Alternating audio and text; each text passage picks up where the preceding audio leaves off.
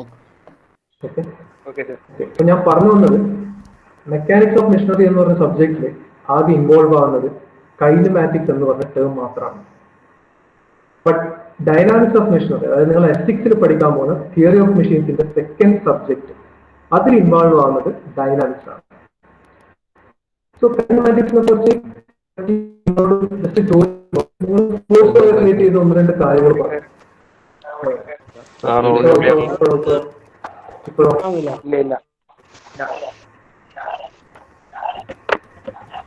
ഇപ്പൊ കേൾക്കുന്നുണ്ടോ? എനിക്ക് തോന്നുന്നു നെറ്റ്വർക്ക് ഇഷ്യൂ ആണെന്ന് തോന്നുന്നു. ഇപ്പൊ കേൾക്കുന്നുണ്ടോ?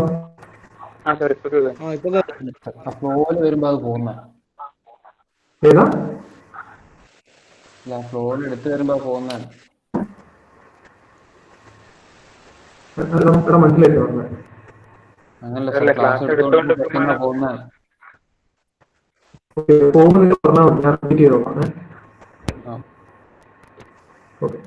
സോ കൈനമാറ്റിക്സ് എന്നത് ജനറലി ഫോഴ്സിനെ റിലേറ്റ് ചെയ്യുന്ന ടേമേ അല്ല. ഇത് ആദ്യം നിങ്ങൾ മനസ്സിലാക്കുക. Okay, kinematics has nothing related to force. Kinematics എന്ന് പറഞ്ഞാൽ it generally it deals with only study of motion of objects without considering the forces. മനസ്സിലാവുന്നുണ്ടോ? മനസ്സിലാവുന്നുണ്ടോ ഞാൻ പറയുന്നത്? Kinematics deals with what? Only study of motion of objects without considering the forces. But ഡൈനാമിക്സിലേക്ക് പോകുമ്പോഴാണ് അവിടെ force എന്ന സാധനം വരുന്നത്.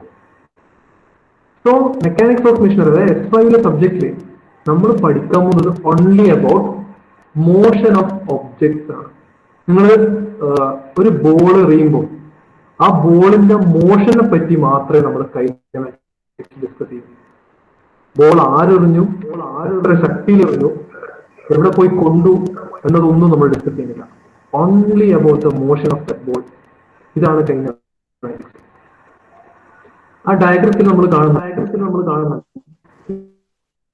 ഒരു ലൈറ്റ് ബ്ലൂ ബോക്സിന്റെ മേലെ ഒരു ഫോഴ്സ് അപ്ലൈ ചെയ്യുന്നുണ്ട്.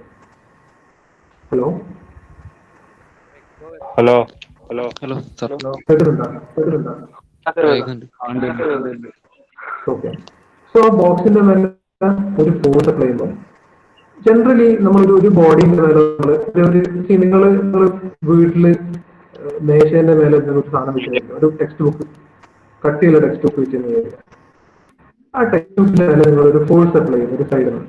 എന്താണ് അതിൽ സംഭവിക്കുക? ആർക്കൊന്നും പറയാൻ പറ്റുമോ? എന്താണ് അതിൽ സംഭവിക്കുക? ആ ബോഡിക്ക് എന്താ സംഭവിക്കുക?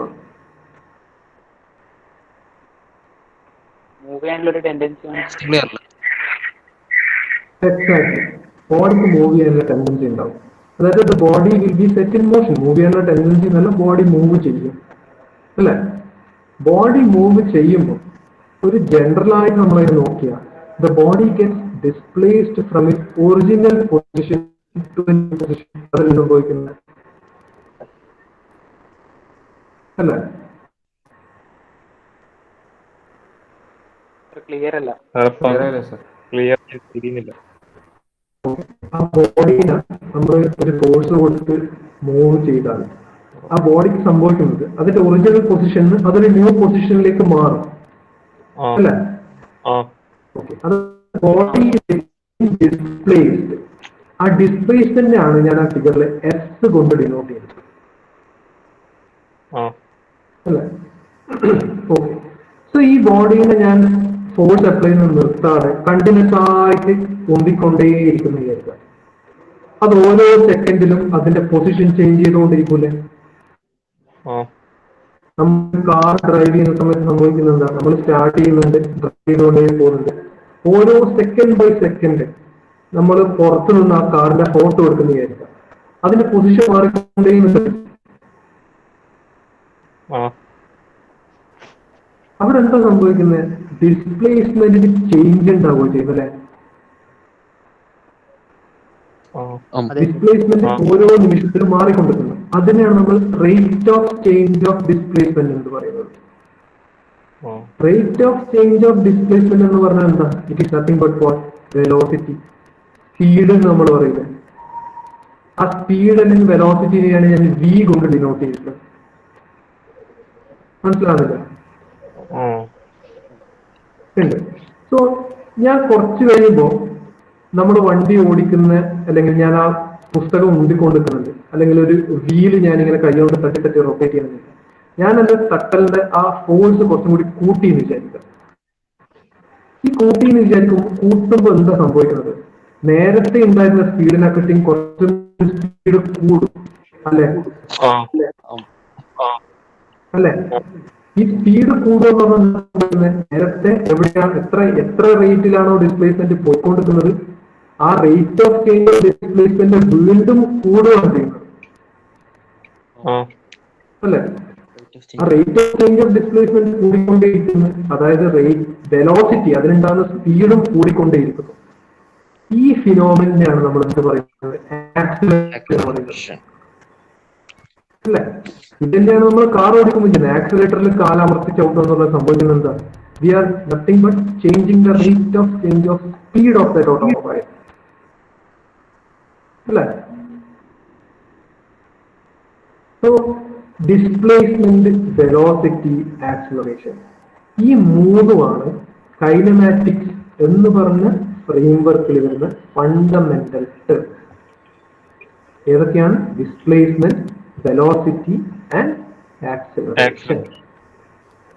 ഗുഡ്. ബട്ട് ഡിസ്പ്ലേസ്മെന്റ് ആയിട്ടും വെലോസിറ്റി ആയിട്ടും ആക്സിലറേഷൻ ആയിട്ടും മാത്രം ഇരുന്നാൽ പ്രത്യേകിച്ച് ഒരു സ്റ്റഡിയും നമുക്ക് നടക്കൂല അല്ല. ഇതെന്താണെന്നുള്ള മനസ്സിലാക്കുമെന്ന് മാത്രമേ ഉള്ളൂ. But if you want to study, അല്ലെങ്കിൽ ഇതിന്റെ ഇൻ ഡീറ്റെയിൽ നമുക്ക് കുറച്ച് പഠനം നടത്തണമെങ്കിൽ what should happen? All these three terms should change. ഇതിന് മാറ്റം വരണം. ഡിസ്പ്ലേസ്മെന്റ് മാറിക്കൊണ്ടിരിക്കണം, വെലോസിറ്റി മാറിക്കൊണ്ടിരിക്കണം, ആക്സിലറേഷൻ മാറിക്കൊണ്ടിരിക്കണം അല്ലെ? ഇതൊക്കെ മാറുന്നത് എന്തിന്റെ ബേസിലായിരിക്കണം? ടൈം എന്ന് പറഞ്ഞ ഫണ്ടമെന്റൽ യൂണിറ്റിന്റെ ബേസിലായിരിക്കണം മാറേണ്ടത്. ഇപ്പൊ ഡിസ്പ്ലേസ്മെന്റ് ടൈമിന്റെ യൂണിറ്റിൽ മാറിയാൽ നമ്മൾ അതിന്റെ rate of change of displacement എന്ന് പറയും. Rate of change of displacement എന്താണ്? വെലോസിറ്റിയാണ്. വെലോസിറ്റി എന്ന് പറഞ്ഞ സ്പീഡ്. ടൈമിനനുസരിച്ച് സ്പീഡ് കൂടുന്നു കുറയുന്നു, അതെന്താണ്? വീണ്ടും rate of change of velocity ആണ്. അങ്ങനെ rate of change of velocity ഉണ്ടായാൽ നമ്മൾ എവിടെ എത്തും? ആക്സിലറേഷൻ എത്തും അല്ലെ? ഈ ആക്സിലറേഷനും ചേഞ്ച് ചെയ്യാം. ആക്സിലറേഷനും ടൈം ഡിപെൻഡന്റ് ആയിട്ട് ചേഞ്ച് വരാം. ഞാൻ ഈ സെക്കൻഡിൽ കൊടുക്കുന്ന ആക്സിലറേഷൻ ആയിരിക്കില്ല ചിലപ്പോൾ നെക്സ്റ്റ് സെക്കൻഡിൽ കൊടുക്കുന്ന ആക്സിലറേഷൻ ഞാൻ വീണ്ടും പെഡൽ അമർത്തി ചവിട്ടുകയും ചെയ്യുന്നത്. ഈ ആക്സിലറേഷന്റെ റേറ്റ് ഓഫ് ചേഞ്ച് സംഭവിച്ചാൽ എവിടെയാണ് എത്തുന്നത്? അതാണ് ജെർക്കിംഗ്. ജെർക്കിംഗ് കേട്ടില്ലേ? JERKING. കുലുക്കം. സിമ്പിൾ വേർഡ്സ് പറഞ്ഞ കുലുക്കം. ക്ലിയർ ആണെന്നില്ല പറയുന്നത്. Sorry. Rate of change of acceleration നമ്മൾ പറയുന്ന ടേമാണ് ജെർക്ക് എന്ന് പറയും. JERK. ജെർക്കിംഗ് എന്ന് പറയും. ജെർക്കിംഗ് എന്ന് പറഞ്ഞാൽ കുലുങ്ങുക. മനസ്സിലാവില്ല? ഓക്കെ. സോ ഈ ജെർക്കിംഗ് ഞാൻ പറഞ്ഞതേ ഉള്ളൂ. അതായത് നമ്മളുടെ ഏരിയ ഓഫ് സിഗ്നിഫിക്കൻസ് എന്ന് പറഞ്ഞാൽ ഡിസ്പ്ലേസ്മെന്റ്, വെലോസിറ്റി, ആക്സിലറേഷൻ, ഈ മൂന്നിന്റെയും ടൈം ഡിപെൻഡന്റ് ആയിട്ടുള്ള ചേഞ്ചസ് ആണ് നമ്മൾ എന്ത് ചെയ്യാൻ പോകുന്നത്? കൈനമാറ്റിക്സ് എന്ന് പറഞ്ഞ ബ്രാഞ്ച് ഓഫ് സ്റ്റഡിയിൽ പഠിക്കാൻ പോകുന്നത്. ആൻഡ് ഇൻ ടേൺ നമ്മൾ എന്തിനാണ് എത്തിച്ചേരുന്നത്? When we understand the fundamentals of kinematics, what we are in turn learning? We are learning nothing but mechanics of machinery. മനസ്സിലാവുന്നതോ പറയുന്നത്? So mechanics of machinery is nothing but what? Study of motion of different bodies with the fundamentals of kinematics. ഇതാണ് mechanics of മെഷീനറിയുടെ ഒരു part അല്ലെ? ഇനി നമ്മുടെ സബ്ജക്റ്റില് mechanics of machinery എന്നുണ്ട്. ആ machinery എന്നുള്ള ടേം കൂടി ഇതിന്റെ കൂടെ ചേർന്ന് എന്താവും? നമ്മളുടെ ഫീൽഡ് ഓഫ് സ്റ്റഡി കുറച്ചും കൂടി ചുരുങ്ങും. ഇപ്പം വളരെ ജനറൽ ആയിട്ടാണ് മെക്കാനിക്സിനെ പറ്റി സ്റ്റഡി ഓഫ്, അല്ലെങ്കിൽ subject or branch of science which deals with what? Study of motion of bodies with the fundamentals in kinematics ആണ്. മോഷൻ ബോഡീസ് ആണ് ഞാൻ പറഞ്ഞത്. ഈ ബോഡി എന്ന് പറഞ്ഞാൽ എന്തും ആവാം. It can be A rigid body, it can be A fluidic body also. അല്ലെ, ഞാൻ നേരത്തെ ടെക്സ്റ്റ് ബുക്ക് വെച്ചിട്ട് അതിന് ഉണ്ടെന്ന് എക്സാമ്പിൾ പറഞ്ഞത്. ആ ബുക്ക് എന്ന് പറഞ്ഞാൽ എന്താ, ഒരു സോളിഡ് റിജിഡ് ബോഡിയാണ്. അതേസമയം നിങ്ങൾ കഴിഞ്ഞ സെമിസ്റ്ററിൽ പഠിച്ച തെർമോഡൈനാമിക്സ്, മെക്കാനിക്സ്, ഇതൊക്കെ എന്താണ്, ദേ ആർ ഓൾസോ ബോഡീസ്. പക്ഷെ അതൊക്കെ എന്താണ്, ഫ്ലൂയിഡിക് ബോഡിയാണ്, റിജിഡ് അല്ലാത്ത ബോഡീസ് ആണ്. അല്ലെ, മനസ്സിലാവുന്നുണ്ടോ?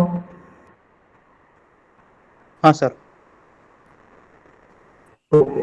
സോ ഈ ഒരു കൺഫ്യൂഷൻ അല്ലെങ്കിൽ ഈ ഒരു ജനറലൈസേഷൻ കുറച്ചും കൂടി ചുരുക്കാൻ വേണ്ടിയിട്ടാണ് നമ്മൾ മെഷീനറി എന്ന് പറഞ്ഞ ടേം കൂടി വെക്കുന്നത്. So in general mechanics of machinery എന്ന് പറയുമ്പോൾ എന്തായി, ഈ മെക്കാനിക്സ് എന്ന ഡെഫിനിഷനിൽ, അതായത് study of motion of rigid fundamentals in kinematics എന്ന് പറയുന്നത് കുറച്ചും കൂടി ചുരുക്കി നമ്മൾ study of motion of different parts in the machine using the fundamentals of kinematics. മനസ്സിലാവുന്നുണ്ടോ പറയുന്നത്? വളരെയധികം ചുരുങ്ങി അല്ലെ, ഒരു മെഷീൻ അല്ലെങ്കിൽ ഒരു മെഷീന്റെ ഡിഫറെന്റ് പാർട്സിന്റെ motion study using the fundamentals of kinematics. ഇതാണ് നമ്മൾ ഈ സബ്ജക്ട് ടോട്ടലായിട്ട് ഡിസ്കസ് ചെയ്യാൻ പോകുന്നത്. അറിയാൻ മനസ്സിലാവുന്നുണ്ടോ? ഓക്കെ. തൽക്കാലം നമുക്ക് ഡൈനാമിക്സ്, സ്റ്റാറ്റിക്സ്, ഇതിനെപ്പറ്റി ചിന്തിക്കുകയോ വേണ്ട. We should only concentrate on dynamics. But just ഒരു അണ്ടർസ്റ്റാൻഡിംഗ് പർപ്പസ് ഞാൻ വെറുതെ ഒരു ചെറിയൊരു കാര്യം പറയാം. ഐസക് ന്യൂട്ടൺ എന്ന് കേട്ടിട്ടില്ല എല്ലാവരും?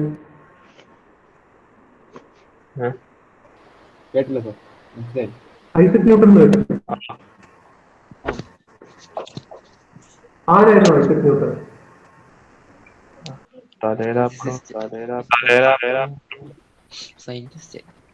അതന്നെ, തലയിൽ ആപ്പിൾ വീണ്. ഐസക് ന്യൂട്ടനെ പറ്റി ആക്ച്വലി തലയിൽ ആപ്പിൾ വീണ് എന്ന് പറയുന്ന കഥ നടന്ന കഥയൊന്നുമല്ല. അതിനെ നമ്മൾ ശരിക്കും ആ ഗ്രാവിറ്റി അല്ലെ ഗ്രാവിറ്റേഷൻ എന്നത് മനസ്സിലാക്കാൻ വേണ്ടി അങ്ങനെ ഒരു കഥ പണ്ട് മുതലേ ഐസക് ന്യൂട്ടൻ എന്ന് പറഞ്ഞാൽ ആക്ച്വലി അദ്ദേഹം ഒരു ഫിസിസിസ്റ്റ് ആയിരുന്നു, മാത്തമെറ്റീഷ്യൻ ആയിരുന്നു, സയന്റിസ്റ്റ് ആയിരുന്നു. അങ്ങനെ ഒരുപാട് ടേമിൽ നമുക്ക് ഐസക് ന്യൂട്ടൻ എന്ത് പറയാം, ഡിഫൈൻ ചെയ്യാം, അദ്ദേഹത്തിനെ പറ്റി സംസാരിക്കും. ബട്ട് ഐസക് ന്യൂട്ടൺ നമ്മളുടെ ഈ സബ്ജക്ട് തിയറി ഓഫ് മെഷീൻസ് അല്ലെങ്കിൽ mechanics of machinery, dynamics of machinery, ഈ ഒരു branch of science, mechanical engineering, ഈ ഒരു ബ്രാഞ്ച് ഓഫ് സയൻസിന് ഐസക് ന്യൂട്ടന്റെ കോൺട്രിബ്യൂഷൻ ഏറ്റവും വലുതാണ്. നമ്മൾ ശരിക്കും ഈ ഒരു ബ്രാഞ്ചിന്റെ ഫാദർ ഓഫ് ദിസ് ബ്രാഞ്ചായിട്ട് നമുക്ക് ഐസക് ന്യൂട്ടനെ കാണാം. അതിന് റീസൺ എന്താണെന്ന് അറിയാം. ഐസക് ന്യൂട്ടൺ മുന്നോട്ട് വെച്ച 3 നിയമങ്ങളുണ്ട് അല്ലെ, ന്യൂട്ടന്റെ 3 ചലന നിയമങ്ങൾ പഠിച്ചിട്ടില്ല എല്ലാവരും? മോഷൻ, ആർക്കൊക്കെ ഒന്ന് ഫസ്റ്റ് ലോ ഓഫ് മോഷൻ പറയാൻ പറ്റുമോ?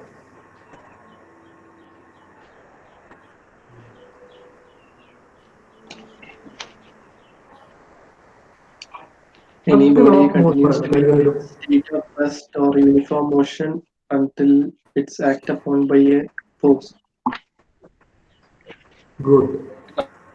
അതായത് സ്റ്റേറ്റ് ഓഫ് മോഷനിലോ സ്റ്റേറ്റ് ഓഫ് റെസ്റ്റിലോ ഉള്ള ഒരു body it will continue to be in a state, അത് റെസ്റ്റ് ആവാം അല്ലെങ്കിൽ മോഷൻ ആവാം, എത്ര വരെ, അൺടിൽ എന്നാണുള്ള external force is acted upon, അല്ലെ? അതായത് ഞാൻ വെറുതെ എന്റെ ഫോൺ ഞാൻ മേലപ്പുറത്ത് വെച്ചു, that will continue to be in its position unless and until I pick it. ഞാൻ എടുക്കുന്ന ഒരു അവസ്ഥ തന്നെ ഉണ്ടാവും, സ്വന്തമായി എണീറ്റ് പോകും ഇല്ല, അല്ലെ? ഞാനൊരു ബോൾ വിട്ടുവിട്ട് വിചാരിക്കാം, ആ ബോളും ഗ്രൗണ്ടും തമ്മിൽ ഫ്രിക്ഷൻ ഇല്ല എങ്കിൽ ആ ball it will continue to be in it motion, അല്ലെ? ക്രിക്കറ്റ് കളിക്കുമ്പോൾ നിങ്ങൾ ബോൾ ചെയ്യുന്നുണ്ട്, ബോളർ ബോൾ വന്നു കഴിഞ്ഞാൽ ബാറ്റ്സ്മാന്റെ ബാറ്റിന്റെ അടുത്ത് എത്തുന്നവർ അതിന് ഒരേ മോഷനാണ്. പക്ഷെങ്കിൽ ബാറ്റ്സ്മാൻ ബാറ്റിനെ കൊണ്ട് ആ ബോൾ അടിച്ചു കഴിഞ്ഞുണ്ടാവും, അതിന്റെ ഡയറക്ഷനും അതിന്റെ ടൈപ്പ് ഓഫ് മോഷനും നേച്ചറും എല്ലാം മാറും. ആ ബാറ്റുള്ള അടിയാണ് അവിടുത്തെ എടുക്കുന്നത് until and unless acted upon by an external force എന്ന് പറയുന്ന എക്സ്റ്റേണൽ ഫോഴ്സ്. ഇതാണ് ന്യൂട്ടൺ മുന്നോട്ട് വെച്ച ഫസ്റ്റ് ലോ ഓഫ് മോഷൻ. ഈ ഫസ്റ്റ് ലോ ഓഫ് മോഷൻ ആണ് ബേസിക്കലി കൈനമാറ്റിക്സ് എന്ന് പറഞ്ഞ ഫീൽഡിന്റെ അടിസ്ഥാനം. പക്ഷേ ന്യൂട്ടന്റെ രണ്ടാമത്തെ ലോ ഉണ്ടല്ലോ, ആ രണ്ടാമത്തെ ലോ ആണ് തിയറി ഓഫ് മെഷീൻസ് പറഞ്ഞ സബ്ജക്ട് തന്നെ ഉണ്ടാക്കിയത്. നിങ്ങൾ പഠിക്കുന്ന മെക്കാനിക്സ് ഓഫ് മെഷറിയും ഡൈനാമിക്സ് ഓഫ് മെഷറിയും രണ്ട് പഠിക്കേണ്ട മേഖലകളാണ്, ശാസ്ത്രത്തിന്റെ രണ്ട് എന്ന് മനസ്സിലാക്കിയത് newton when newton second law of motion ആണ്. എന്താണ് സെക്കൻഡ് ലോ ഓഫ് മോഷൻ എന്ന് പറയാൻ പറ്റുമോ?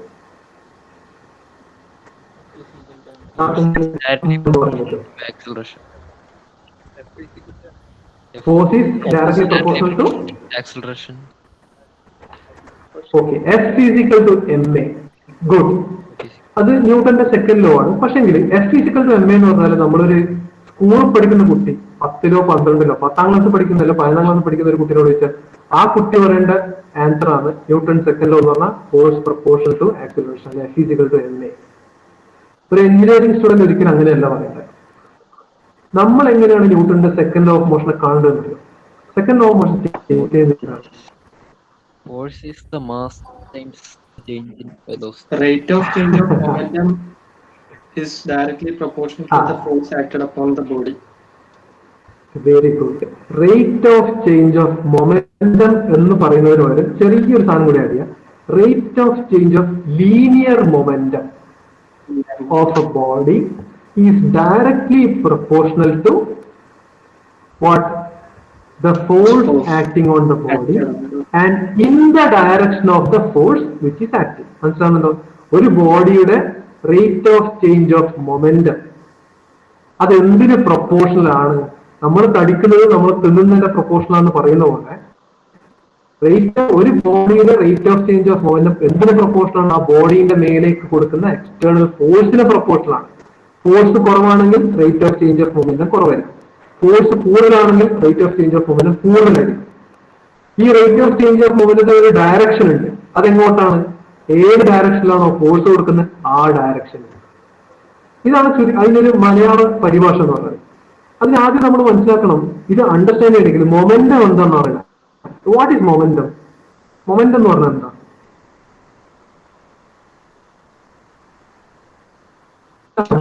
This vector quantity. Very good. Momentum ഒരു വെക്റ്റർ ക്വാണ്ടിറ്റി ആണ്. Very good. എന്താണ് momentum? It is the mass times velocity of moving object. Good good. Momentum എന്ന് പറഞ്ഞാൽ മാസ് ഇൻറ്റു വെലോസിറ്റി, mv. അതാണ് momentum. ഇനി തിയറി ഓഫ് മെഷീൻസിന്റെ ക്ലാസ്സിന് നിങ്ങൾ വരുമ്പോൾ എല്ലാവരുടെ കയ്യിലും നിങ്ങളുടെ കയ്യിൽ നോട്ട്ബുക്ക് ഉണ്ടോ?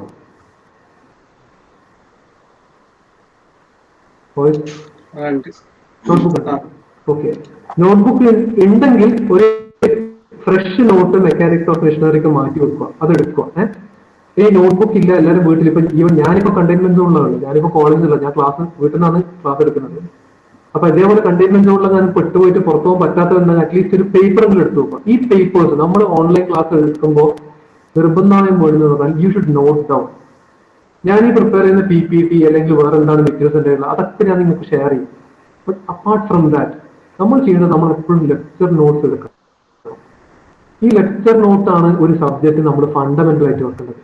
നമ്മുടെ മെമ്മറിയിൽ എപ്പോഴും നിൽക്കുന്നത് lecture നോട്ടുകളാണ്, rather than something that we see or learn from a book that we by heart. ഇതിൽ ഏറ്റവും നന്നായിട്ട് നമ്മൾ മനസ്സിൽ നിൽക്കുക നമ്മളൊരു ക്ലാസ്സിൽ കേട്ട് നോട്ട് ഡൗൺ ചെയ്യുന്ന പോയിന്റ്സ് ആണ്. ലെക്ചർ നോട്ട് പറഞ്ഞാൽ ഒരിക്കലും ഒരുപാട് സെന്റൻസ് ആയിട്ട് ആരും എഴുതാൻ പാടില്ല. ബട്ട് ഇന്ന് ഒരു 1 hour സെഷൻ എടുത്ത് 1 hour സമ്മറൈസ് ചെയ്യാൻ വേണ്ടിയുള്ള കാര്യങ്ങൾ ആ ലെക്ചർ നോട്ടിൽ ഉണ്ടാവണം. മനസ്സിലാവുന്നല്ലോ പറയുന്നത്?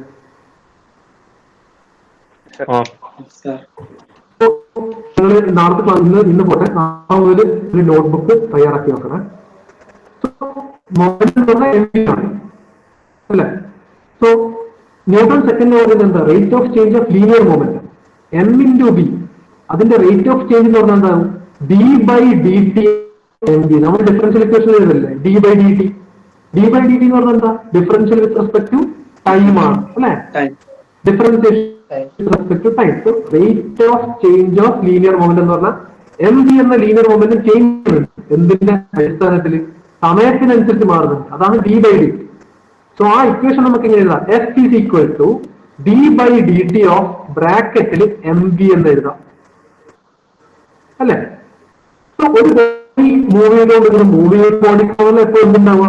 മൊമെന്റം ഉണ്ടാവുക. മൊമെന്റം എന്ന് പറഞ്ഞാൽ മാസിന്റെ വെലോസിറ്റിയാണ് അല്ലെ? മാസുള്ള ഒരു ബോഡിക്ക് മൊമെന്റം ഉണ്ടാവും. ശരി, ഞാനിപ്പം ഒരു ബോൾ, നിങ്ങൾ ക്രിക്കറ്റ് കളിക്കുന്ന സമയത്ത് ബോൾ എറിഞ്ഞു, ബോൾ വിട്ടിട്ട് ബാറ്റ്സ്മാന്റെ ആ ബോളിന്റെ മാസ് ചേഞ്ച് ആവുന്നുണ്ടോ? ചേഞ്ച് ആവുമോ? ഇല്ലല്ലോ. ബാറ്റ്സ്മാൻ ഒരു പ്രത്യേക മാസ് സെയിം തന്നെ. ആ ബാറ്റ്സ്മാൻ അടിച്ചിട്ട് ബൗണ്ടറി കടന്നാലും മാസ് സെയിം തന്നെ. അത് വേറൊരാളൊക്കെ എടുത്തിട്ട് പൊന്തിച്ചാലും മാസ് സെയിം തന്നെയല്ലേ? ഓൾവേസ് കോൺസ്റ്റന്റ് ആണ്.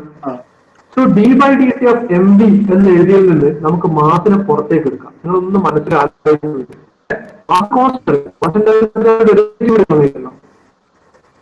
അല്ലെ? So D by D T of M V എന്ന് എഴുതിയതിൽ നമുക്ക് എന്ത് എഴുതാം? M into D by D T of V എന്ന് എഴുതാം. എഴുതിക്കൂടെ? വെലോസിറ്റി മാറുന്നുണ്ടല്ലോ. എന്റെ കയ്യിൽ നിന്ന് റിലീസ് ആകുമ്പോഴുള്ള വെലോസിറ്റി അല്ല ബാറ്റ്സ്മാന്റെ അടുത്ത ബോൾ എത്തുമ്പോൾ വെലോസിറ്റി. ആ ബോളിനെ ബാറ്റ്സ്മാൻ അടിച്ചു കഴിഞ്ഞിട്ട് ദൂരെ എത്തുമ്പോൾ വീണ്ടും വെലോസിറ്റി മാറി അല്ലെ? വെലോസിറ്റി മാറിക്കൊണ്ടിരിക്കുന്നുണ്ട്. But d by D T of velocity എന്ന് പറഞ്ഞാൽ എന്താണ്? It is nothing but what? Acceleration അല്ലെ? D by D T of V എന്ന് പറഞ്ഞാൽ എന്താ? Rate of change of velocity അല്ലേ? അതാണ് ആക്സിലറേഷൻ. അങ്ങനെയാണ് ഈ ഇക്വേഷൻ എന്താകുന്നത്? F equal to m a എന്നാകുന്നത്. F equal to m a എന്ന് പറഞ്ഞ കൺക്ലൂഷനിൽ ന്യൂട്ടൺ എത്തിയപ്പോ തന്നെ എന്ത് മനസ്സിലായി? ഒരു ബോഡിന്റെ മോഷനെ പറ്റി പഠിച്ചതുകൊണ്ട് മാത്രം we can never understand the characteristics of that body എന്നത് ലോകത്തിന് മനസ്സിലായി. ആ നേച്ചർ ഓഫ് മോഷനെ പറ്റി അല്ലെങ്കിൽ ആ ബോഡിയുടെ ബിഹേവിയറിനെ പറ്റി നമ്മൾ കൂടുതൽ മനസ്സിലാക്കണമെങ്കിൽ എന്തും കൂടി നമ്മൾ അറിയണം. ആ ബോഡിയിൽ ആക്ട് ചെയ്യുന്ന ഫോഴ്സിനെ കൂടി നമ്മൾ മനസ്സിലാക്കണം. ആ ഫോഴ്സ് എന്ന് പറഞ്ഞാൽ ആക്ച്വലി എന്താണ്? ഫോഴ്സ് എന്ന് പറഞ്ഞാൽ നത്തിങ് ബട്ട് മോഷൻ ഉണ്ടാക്കുന്ന കാരണം, മോഷന്റെ റീസൺ ആണ് ഫോഴ്സ് അല്ലെ?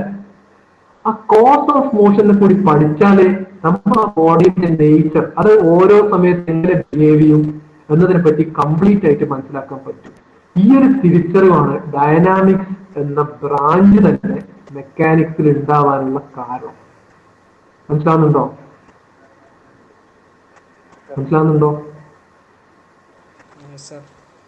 Very good.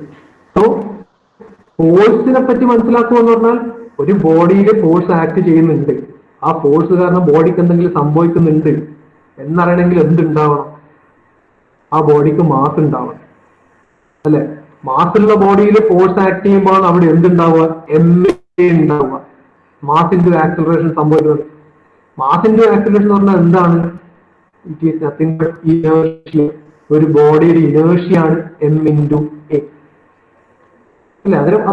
അത് ഞാൻ ജസ്റ്റ് പറഞ്ഞല്ലോ. അതിനെപ്പറ്റിയൊക്കെ നമുക്ക് കൂടുതൽ ഇപ്പം മെക്കാനിക്സ് ഓഫ് മെഷീൻ ആവശ്യമില്ല.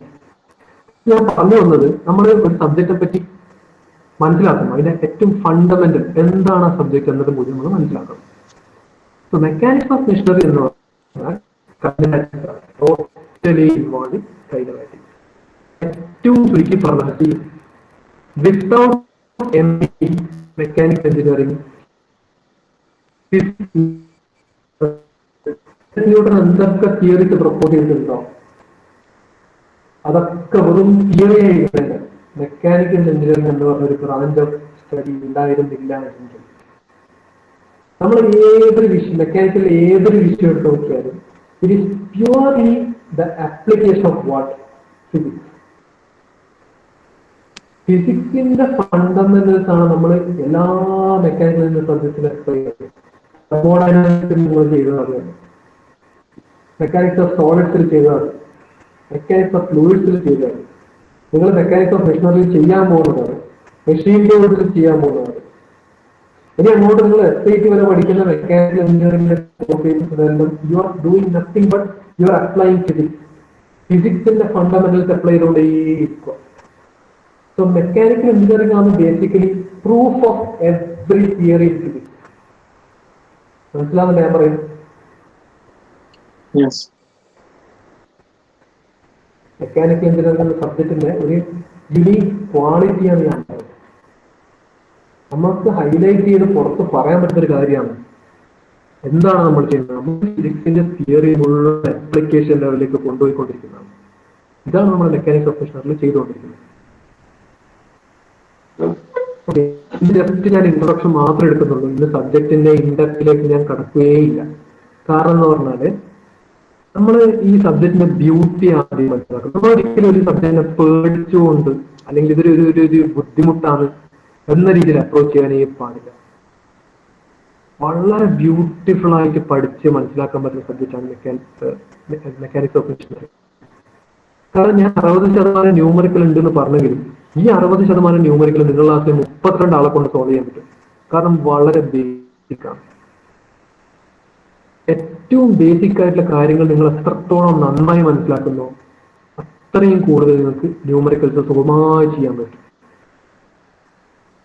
അതിനെപ്പോഴും നിങ്ങൾ ശ്രദ്ധിക്കേണ്ട ഒരു കാര്യം ഇത്രയേ ഉള്ളൂ. നമ്മൾ ക്ലാസ് എടുക്കുന്ന സമയത്ത് നിങ്ങൾക്ക് ഏത് സമയത്താണ് ഡൗട്ട് വരുന്നത്, അത് എത്ര മണ്ടൻ ഡൗട്ട് ആയിക്കോട്ടെ അല്ലെങ്കിൽ എത്ര ട്വിസ്റ്റഡ് ഡൗട്ട് ആയിക്കോട്ടെ, അത് നിർബന്ധമായും ചോദിക്കണം. ഞാൻ ചോദിച്ചാൽ എന്ത് മറ്റുള്ളവർ വിചാരിക്കും, വേറൊന്നുമില്ല, ഞാനൊന്നും വിചാരിക്കില്ല. ഞാൻ നിങ്ങളെ പോലെ തന്നെ ഇത് പഠിച്ചത്. നേരത്തെ അനസാറ് പറഞ്ഞ പോലെ ആ ഡൗട്ട് എനിക്ക് ക്ലിയർ ചെയ്യാൻ പറ്റുന്ന എന്റെ ലെവലിൽ എനിക്ക് മനസ്സിലാവുന്ന ഡൗട്ടാണെങ്കിൽ ഞാൻ അന്നേരം ക്ലിയർ ചെയ്യും. അതല്ല എങ്കിൽ ഞാൻ റെഫർ ചെയ്ത് നിങ്ങൾ ക്ലിയർ ചെയ്തു. ആരും സംശയങ്ങൾ ചോദിക്കാൻ മടിക്കാനേ പാടില്ല. കാരണം നമ്മൾ 4 കൺസെപ്റ്റുകൾ ഇതിൽ ഒരുപാട് പഠിക്കുന്നുണ്ട്. സോ ആ കൺസെപ്റ്റ്സ് വിത്ത് വെരി ഫണ്ടമെന്റൽസ് മനസ്സിലാക്കണം എന്നുള്ളത് ഒരു മസ്റ്റാണ് ഈ സബ്ജക്ട്. ക്ലിയർ ആണെന്നല്ല ഞാൻ പറയുന്നത്?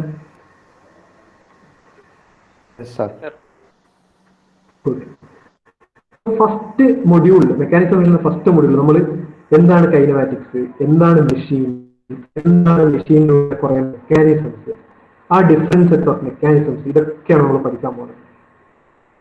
ഓക്കെ, ഈ ഫസ്റ്റ് മൊഡ്യൂൾ എടുത്തു കഴിഞ്ഞാൽ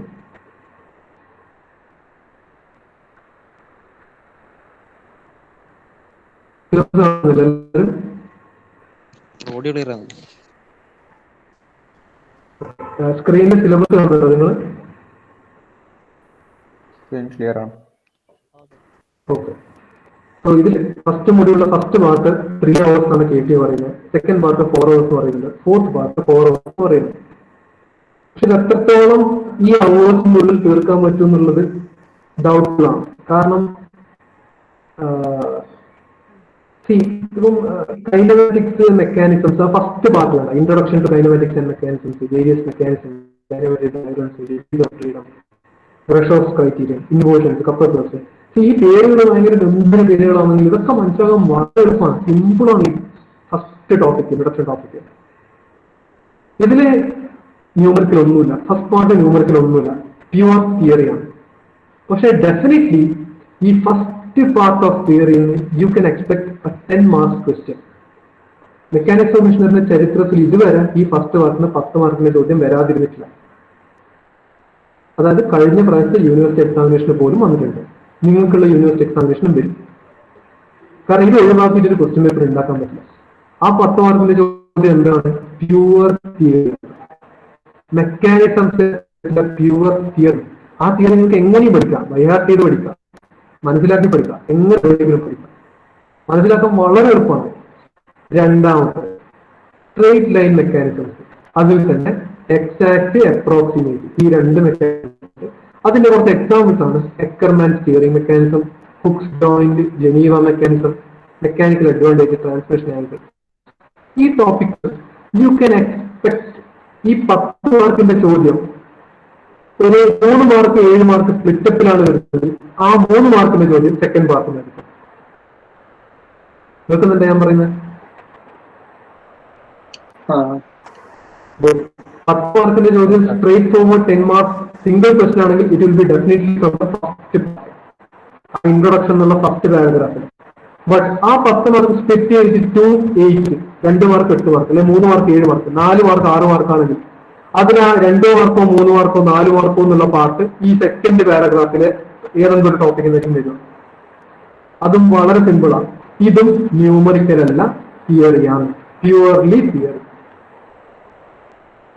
but when you come to the third paragraph, ഈ സിലബസ് മോഡ്യൂൾ 1ന്റെ സിലബസിലെ 3ാമത്തെ പാരഗ്രാഫ്, 3ാമത്തെ പോയിന്റ് ഒക്കെ ഇത് ന്യൂമറിക്കലാണ്. ഈ ന്യൂമറിക്കലിൽ നിന്ന് ഈ ഫസ്റ്റ് മോഡ്യൂളിൽ 15 മാർക്കിന്റെ ചോദ്യങ്ങളാണ് ഉണ്ടാവുക അല്ലെ? ഈ 15 മാർക്കിൽ ഏത് രീതിയിൽ സ്പ്ലിറ്റപ്പ് വരാം. ആ സ്പ്ലിറ്റപ്പിൽ definitely 1 question will come from the third part. മനസ്സിലാവുന്നുണ്ടോ? ആ ഒരു 10 മാർക്കിന് ചോദ്യമായിരിക്കും.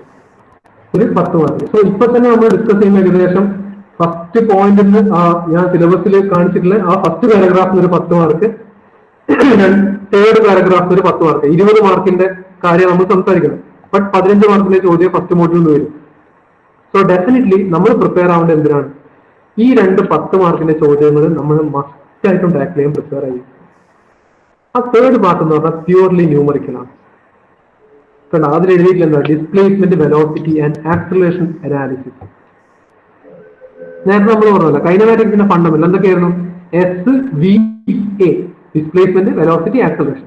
ഒരു മെക്കാനിസം അല്ലെങ്കിൽ മെഷീനുമായി ബന്ധപ്പെട്ട് അതിന് ഡിഫറെന്റ് പാർട്ടിൽ ഉണ്ടാകുന്ന ഡിസ്പ്ലേസ്മെന്റുകൾ, വെലോസിറ്റികൾ, ആക്സിലറേഷൻ, ഇതിന്റെ സ്റ്റഡി, ഇതിന്റെ അനാലിസിസ്.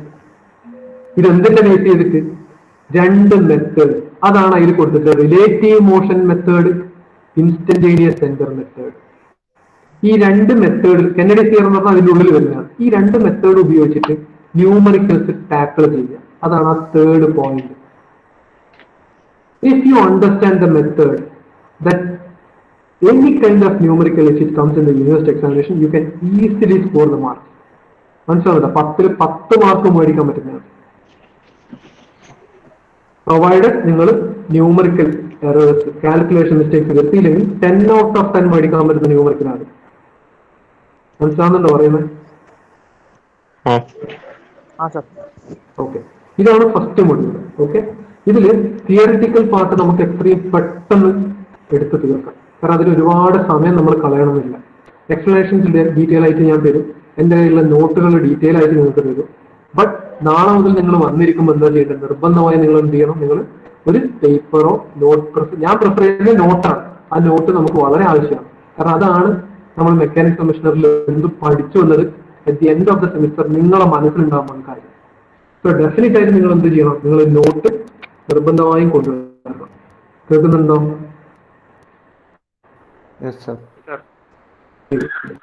സോ ഐ തിങ്ക് ഇന്ന് ഒരു ഇൻട്രൊഡക്ഷൻ രീതിയിൽ നമുക്ക് ഇത്ര ഡിസ്കഷൻ പോരെ. ഒരു ജനറൽ ഐഡിയ കിട്ടിയിട്ടുണ്ടാവുമെന്ന് ഞാൻ വിചാരിക്കുന്നു.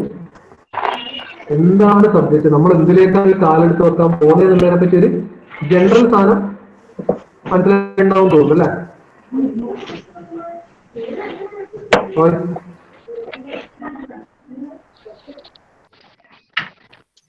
കേൾക്കുന്നുണ്ടോ?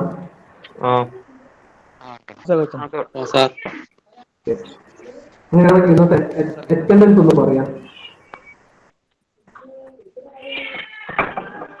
Number 1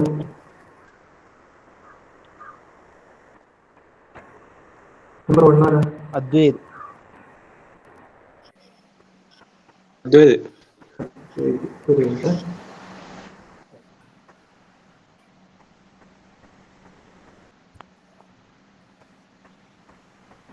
Number 1. Number 2. Ajay. Number 1%. Ajay. Okay, good. Number 3. Agil K. Okay. Number 4.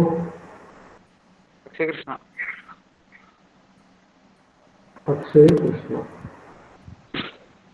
Number 5. Number 5 ഇല്ല. Okay. 6. അക്ഷയരാജീവൻ Nambiar. Okay. Number 7. Amarnath. ആരാടാ? Sir Amarnath. Okay. Number 8. Sir Clint. Okay. Number 9. Diljit. Number 10. Gogul.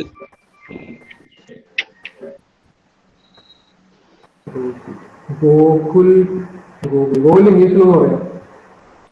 Gogul Gangadharan. Okay, Gogul 11. Jishnu Dilip. Jishnu Dilip. 12. Joel Tom. Joel Tom. 13.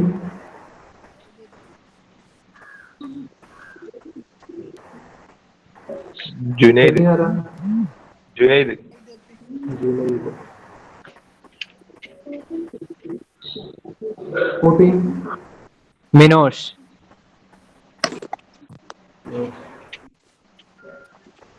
15.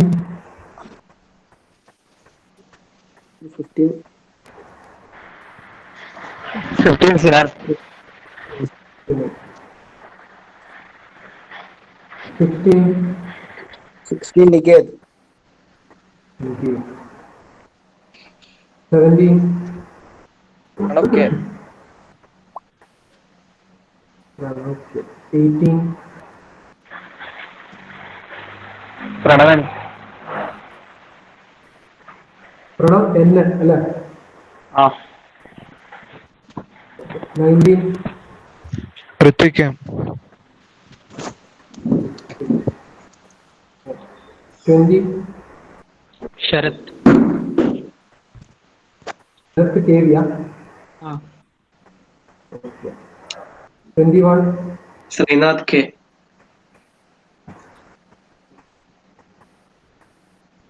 21 ആരാ? Srinath K. Okay. 22. Sriraj. Sreenath PV. Sreeraj PV. 23.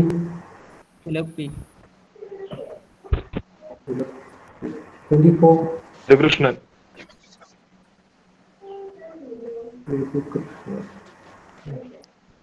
25. Yadul Harish. 26.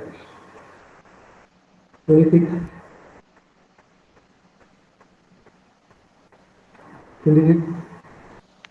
Arun. ഞാൻ വന്നിട്ടില്ലേ?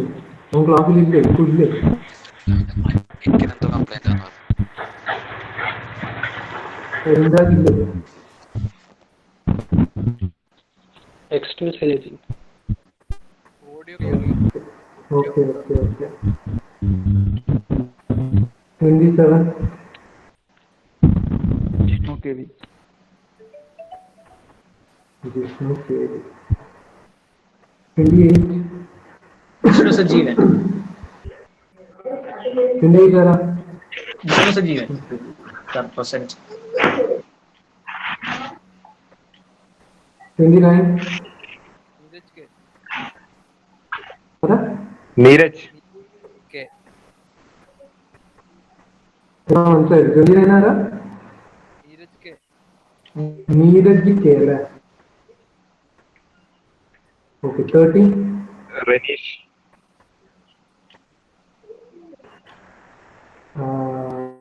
30 ആരാ?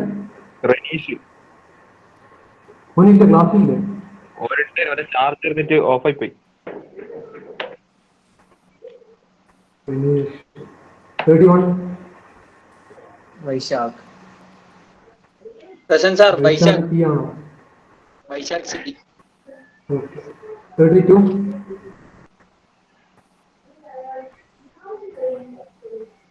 32 ഉണ്ടോ? ഇനി ആരും ഉണ്ടോ? 32 ഗോകുൽ മുരളി കാണും. ഓൻ വന്നിട്ടുണ്ടോ? ക്ലാസ്സിലുണ്ടോ? ക്ലാസ്സില് ഉണ്ട്.